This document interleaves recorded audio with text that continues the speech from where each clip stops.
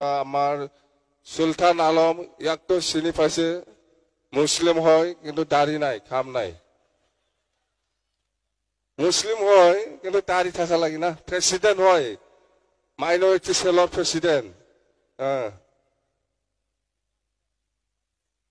আৰু আমাৰ লগত আছে প্ৰকাশ বসুমতাৰী MCLA দতমা সমষ্টিনী। হাগ্ৰামা মহিলাৰী ডাঙৰীয়া এজন হিন্দু ধৰ্মৰ মানুহ হোৱাৰ পিছতো উপলব্ধি কৰিব পাৰিছে যে মুছলমানে দাড়ি ৰখাটো বাধ্যতামূলক, কিন্তু পৰিতাপৰ বিষয় আমি মুছলমান হোৱাৰ পিছতো দাড়িৰ গুৰুত্ব উপলব্ধি কৰিব পৰা নাই। আহলুছ সুন্নাহ ওয়াল জামাতৰ সকলো ইমামৰ মতে দাড়ি দীঘলকৈ ৰখা ৱাজিব, যাৰ পৰিমাণ এক মুঠি। এই সম্বন্ধে চাৰি মজহবৰ সকলো ইমামৰ ইজমা প্ৰতিষ্ঠা হৈছে। এতিয়া এটা প্ৰশ্ন হয় যে কোৰআন পাকত মুছলমানে দাড়ি ৰাখিব লাগিব বুলি কোৱা হৈছেনে? উত্তৰ, কোৰআন শৰীফত স্পষ্টকৈ দাড়ি ৰখাৰ কথা কোৱা হোৱা নাই যদিও হজৰত হাৰুন আলাইহিস সালামৰ ঘটনাত দাড়িৰ কথা উল্লেখ আছে। যেনে আল্লাহ সুবহানাহু ওয়া তাআলা ঘোষণা কৰিছে, ক্বাল ইবনা লা তাখুজ বিলিহিয়াতি, হে মোৰ আপোন ভাই, আপুনি মোৰ দাড়িত নধৰিব। এই আয়াতৰ পৰা এটা কথা বুজিব পৰা যায় যে হজৰত হাৰুন আলাইহিস সালামৰ দাড়ি এক মুঠিতকৈ কম নাছিল, কিয়নো এক মুঠিতকৈ কম দাড়িত মুঠিৰে ধৰিব নোৱাৰি। হজৰত ইবনে উমৰ ৰাদিয়াল্লাহু তাআলা আনহুৰ পৰা বৰ্ণিত আছে যে ৰাসূলুল্লাহ সাল্লাল্লাহু আলাইহি ওয়াসাল্লামে কৈছে, তোমালোকে মুশৰিকৰ বিপৰীত কৰা, দাড়ি লম্বা কৰা, গোফ ছুটি কৰা।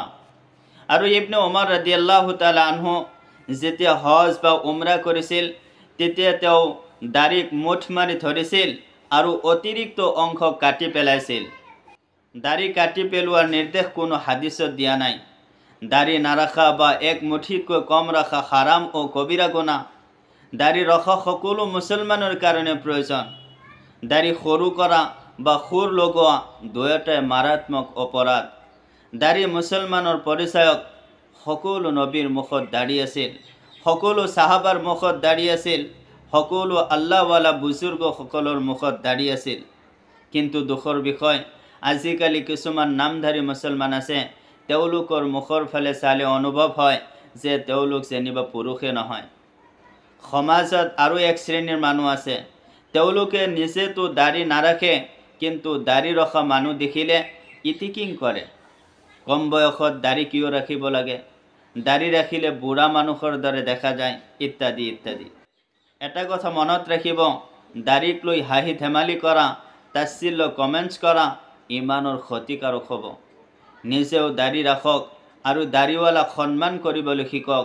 আৰু যিসকলে এতিয়াও দাড়ি ৰখা নাই তেওঁলোকে আল্লাহৰ ওচৰত তওবা কৰক আৰু আজিৰ পৰাই দাড়িৱালা হৈ যাওক। আল্লাহ তাআলাই সকলোৰে তওবা কবুল কৰক। আমিন।